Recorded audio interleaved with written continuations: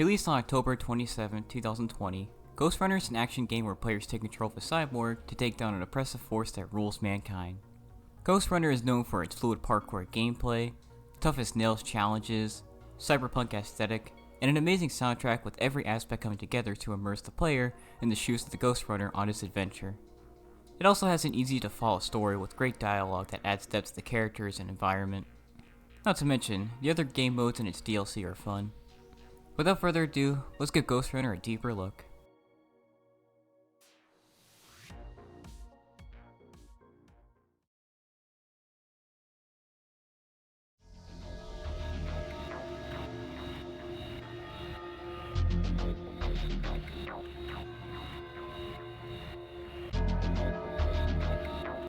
Ghostrunner's main appeal is the player's ability to parkour and demonstrate their amazing agility as they climb on walls, slide on the ground, fly through the air, grapple to hooks or wall surfaces, and dash towards their enemies in order to take them down.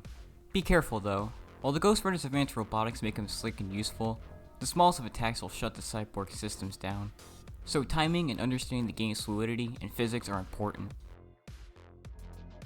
The Ghostrunner has 4 different special attacks. Blink, where you can instantly kill enemies by soaring right towards them. Tempest, a blast of wind shoots out that can also deflect projectiles. Surge, a slim range projectile that needs good accuracy to hit enemies.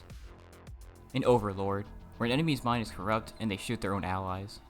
Speaking of abilities, the player can upgrade the Ghostrunner by connecting Tetris-like pieces in the Upgrades tab, and as they go throughout the game, they'll get more room to use these upgrades.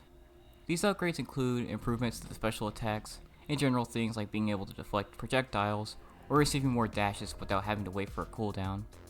Both the special attacks and more upgrade space are achieved after a player has completed a Cyberboy section of the game. Special attack segments providing a crash course for the attack at hand, and the upgrade space sections challenging players to solve puzzles. 2 more things. There's temporary power-ups in certain sections that allow for the player to jump a great height, throw ninja stars, or slow down time. Just a small addition that adds a bit of spice to the gameplay. Speaking of small additions, the game will slow down for a few seconds whenever a player has killed all enemies in a section. A nice way to let the player know it's back to exploring the environment. I think that's about it for the general things, so let's talk about the story next. In Ghostrunner, players take control of the Ghostrunner, Jack, in order to stop the oppressive Keymaster Mara, who wants to control humanity. Jack is awakened by a figure known as the Architect, who guides Jack in adapting to his cyborg body by showing off the extraordinary feats he can pull off. The Architect convinces Jack to free him from his cage so he can continue to guide him throughout the journey. While in the Cybervoid, the Architect gives Jack an exposition dump, including what a Ghostrunner is, how Mara overthrew him, but he was able to live by preserving his consciousness, a group called the Climbers, who serve as those that resist Mara, built him, a little bit about who the Architect is, and how he was called Adam before he died. As Jack traverses through what's called the Tower, he picks up a distress signal from Zoe, a climber. Zoe is relieved that their creation is alive and kicking, but more importantly, willing to help. Zoe tells Jack about the resistance movement and the Keys, who are Mara's soldiers that have been employed to kill every single one of the climbers. Jack becomes a bit skeptical of the Architect, as he mentioned how the climbers are dead, yet Zoe is still fighting. But the Mastermind explains he didn't mention her because he didn't believe the climber to be worthy of communicating with, as he feels the duo could have destroyed the Keymaster on their own. After helping Zoe with the keys by stopping them in their tracks and arriving in the city, Jack runs into Hell, a Ghostrunner Mara built in order to stop Jack. After killing the other cyborg, Jack scans her memory, as the team needed the information stored in there to track down Mara. With all the information they needed and determination they have, it's time to find Mara and kill her.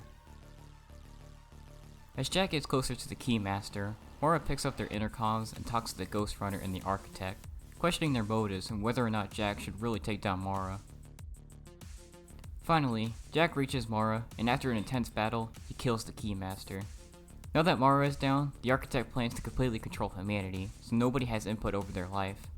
The Ghostrunner, remembering Zoe's and Mara's words, will not stand for the suppression of free will, so he finds him in the Cybervoid and kills him, which also deactivates Jack. Remember, the Architect was the one that awoke Jack and kept him alive, so without the AI, the Ghostrunner can't live.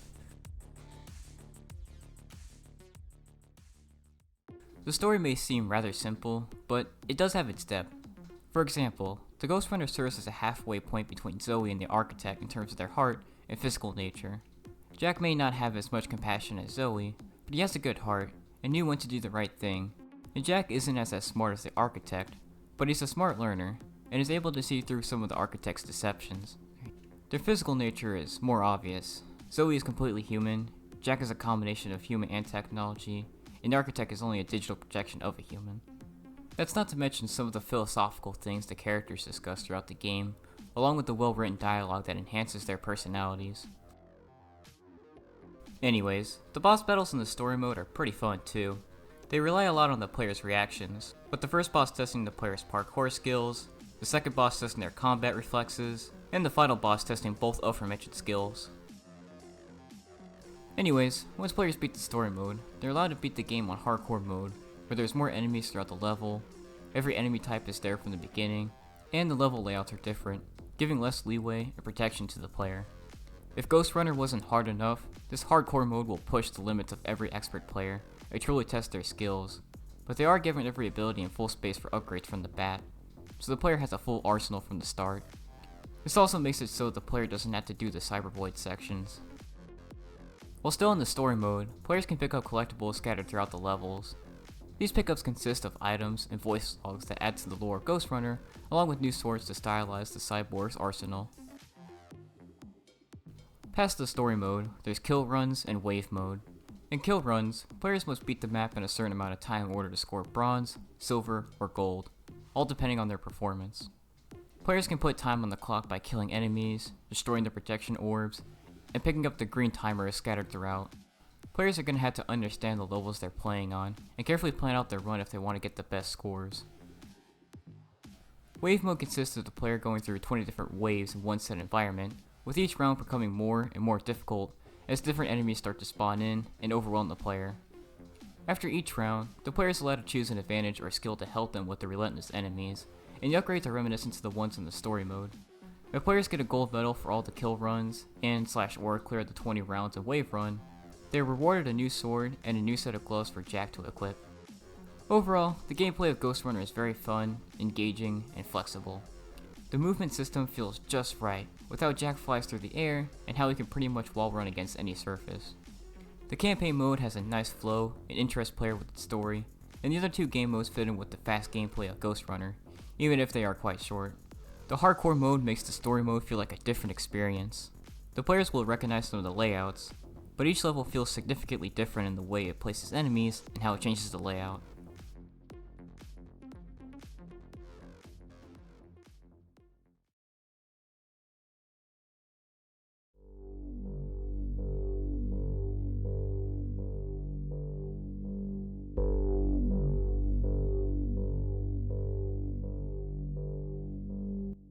The visuals for Ghostrunner are very dystopian and cyberpunk, with a lot of the graphics pertaining to digital technology and industrialization.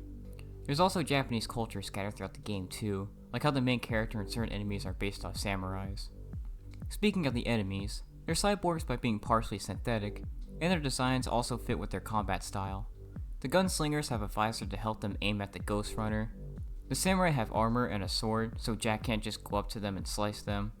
The punchers are heavy built and have a heavy arm to punch down Jack. And the suicide freaks are grotesquely put together, as they're easily disposed of, and their objective is to get as close to the Ghostrunner as possible. And one more thing about the characters. Jack sometimes lifts his sword whenever he jumps, which is a nice little feature that adds some flair to the game. Next, let's talk about the environment.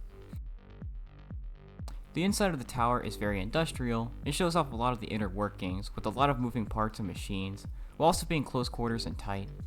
The outside city is obviously more open, and the Ghostrunner can only wall run on so many surfaces due to the lack of 4 walls the tower offered, but that's okay, because there's rails for Jack to hang on, so the parkour part of the game isn't lost in these sections.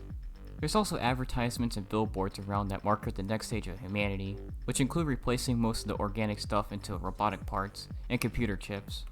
This obviously coincides with Mara's whole thing about evolving humanity. Speaking of which, both these parts can be interpreted as to how Jack feels.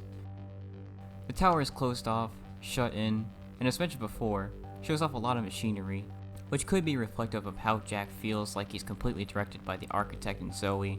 It doesn't really feel in control of his destiny.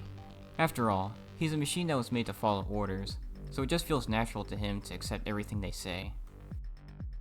By the time the cyborg reaches the city, which is more open and has the Ghostrunner becoming more creative as to how he must use his body, Jack realizes he does have control over his destiny and can think for himself. Well, besides those sections, there's also the cyber void, which is more simple in terms of visuals, as a lot of it is abstract shapes and symbols. It's the inside of Jack's mind, so it makes sense for things to look more digital and artificial.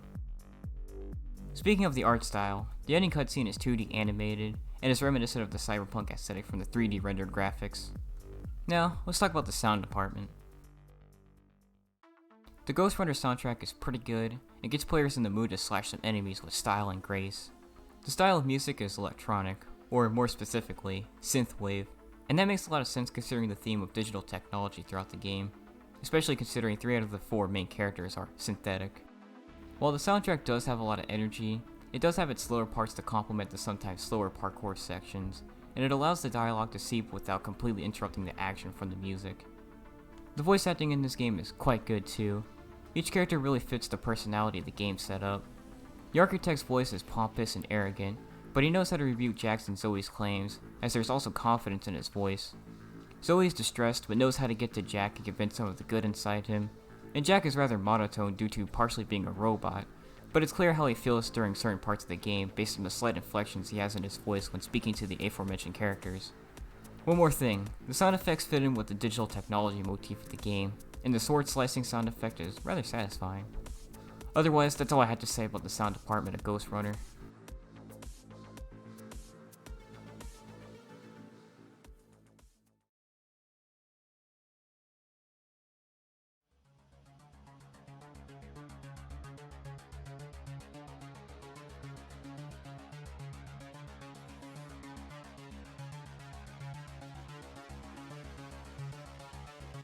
Released on March 3rd, 2022, Project Hell is a DLC expansion that tells a little bit about the events leading up to Ghostrunner's main story through the eyes of the other Ghostrunner, Hell.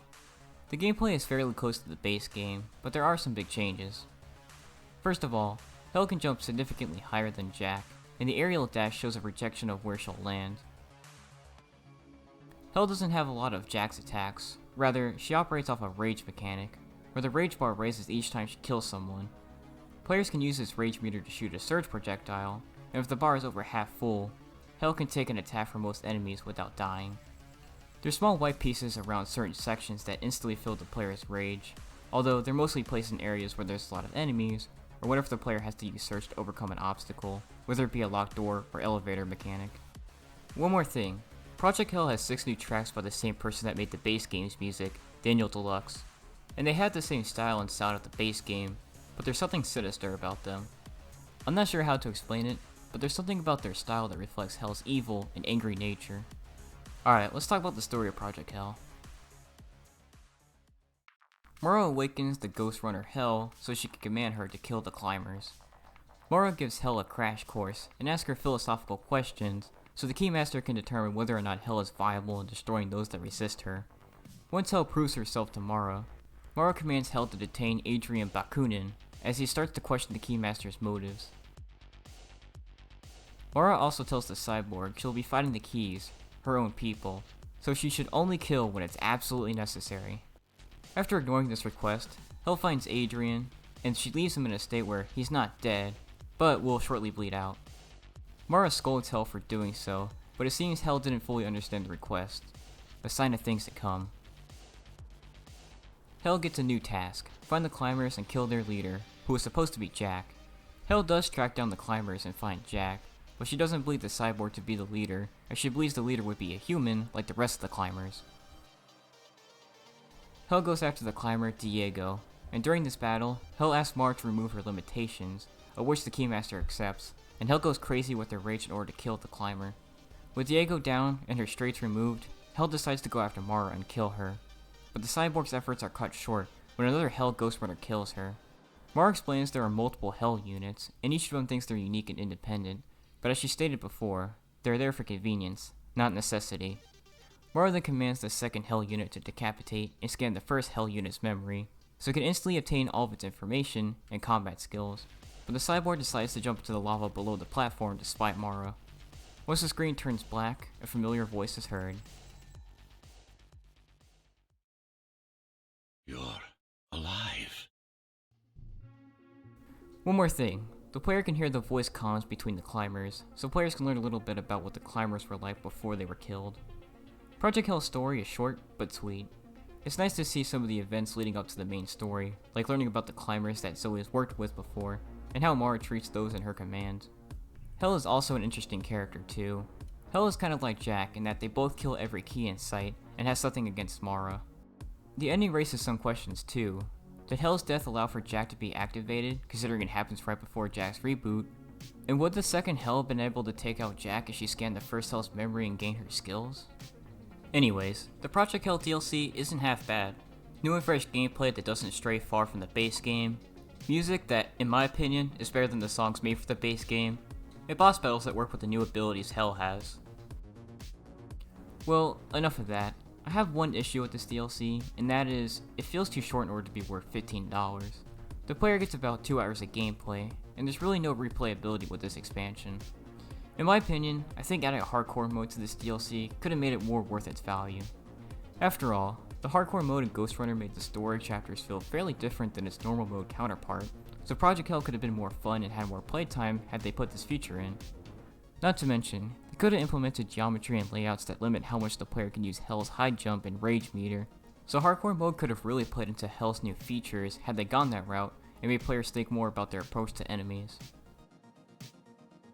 Other than the Project Hell DLC, players can purchase cosmetic packs which give access to special swords and gloves. There were also free cosmetics given out around the holidays to celebrate the festive nature of that time of year. There's a photo mode where players can freeze frame any moment and adjust the camera and apply filters so they can take some cool screenshots. One more thing, Ghostrunner has an assist mode where the difficulty is toned down significantly, so players that have certain disabilities or those that struggle with the game's hardest nails difficulty can still get through the game. Okay, now let's talk about the issues. Number 1, while the geometry of the levels is quite nice, it can be kinda awkward sometimes and not work out the best for the Ghostrunner. Sometimes the player will be running, then randomly crash into a sign after they jump, so they lose momentum and potentially cause them to die, whether it be to falling down or being killed by an enemy. Secondly, while I do like the kill runs and wave modes, they're quite short. I think the developers could have added more levels from the story and changed them so that they would have worked well with the kill runs. Not only would this have made way for more levels, but it also could have increased the variety of levels, as all the kill runs take place in the tower, so a nice change of visuals would have been nice.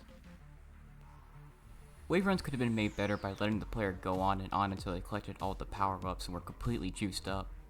The game could have just kept adding more and more enemies as the waves went on past round 20, but I can also understand this limitation, as the developers wanted to make sure the game ran at a steady frame rate across all platforms. I said this about Project Hell, but I'll say it again for these game modes.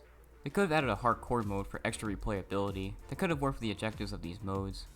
Kill runs could have had changed layouts, harder enemies, and tighter time requirements, and wave runs could have given the player a new ability after every other round, and the abilities would have been significantly nerfed.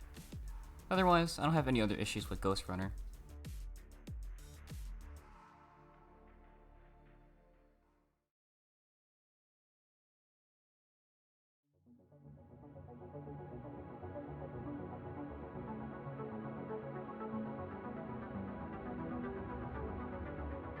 Ghostrunner is an awesome, fast-paced, action-packed first-person experience that'll keep players on their toes as they learn how to take down their enemies with the game's notorious difficulty. Pair that with the cool futuristic visuals and pumped-up soundtrack, it really gets players in the mood to take down some bad guys and save humanity. Let's count up everything Ghostrunner has to offer. Plenty of chapters that are filled with fun geometry that works with the close quarters combat of the game, visuals to immerse the player in the dystopian world of tomorrow, a kick-ass soundtrack that fits in with the theme of digital technology and robots, 2 game modes that are short, but do provide some fun for those that beat the story mode, hardcore mode for the expert players that want to go for another run that'll continue to test their skills with the new layouts and varied enemies, a DLC expansion that doesn't provide much, but for what it's worth, it does expand upon the fictional world, and does everything that the base game did right, and a bunch of collectibles for the player to seek after. Ghostrunner knows how to challenge the player without having difficulty that's too difficult or feels unfair. so they'll feel like any section is possible to beat if they think of a good enough strategy. Not to mention, there's more to the strategy than just finding a way around the enemies. The player has other things to consider, like their upgrades, and which special attack would prove to be the most useful. And until next time, take down the Keymaster.